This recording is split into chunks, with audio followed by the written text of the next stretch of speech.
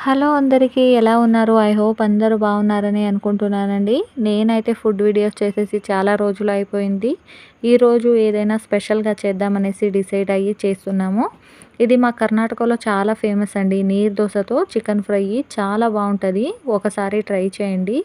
ఏమీ లేదండి, ఒక కడాయి పెట్టుకొని అందులో కొద్దిగా ఆయిల్ పోసుకొని తర్వాత కట్ చేసిన ఆనియన్, పచ్చిమిర్చి వేసుకొని నీట్‌గా ఫ్రై చేసుకోవాలి. ఫ్రై చేసుకున్నాక మనం కడిగిన చికెన్ వేసుకొని అందులో కొద్దిగా పసుపు, సాల్ట్ కట్ చేసిన హాఫ్ టమాటో మరియు కరివేపాకు వేసుకొని నీట్గా ఫ్రై చేసుకోండి. ఇక్కడ నేను కొబ్బరి రుబ్బి పెట్టుకున్నాను. అందులో కొద్దిగా సాల్ట్, గరం మసాలా మరియు చిల్లీ పౌడర్ వేసేసి ఫ్రై చేసుకుంటున్నాను. ఇది నీట్గా ఫ్రై అయ్యాక మీకు కావాలంటే కొద్దిగా వాటర్ వేసుకొని ఫ్రై చేసుకోండి. తర్వాత కొత్తిమీర, పుదీనా వేసేసి ఒక 2 మినిట్స్ అలా వదిలేస్తే చాలా బాగుంటుంది. ఇది నేను నీరు దోసతో సర్వ్ చేసుకుంటున్నాను. చాలా బాగుంటుంది టేస్ట్. మీకు నీరు దోస రెసిపీ కావాలంటే కమెంట్ చేయండి. ఇలాంటి ఈజీ రెసిపీ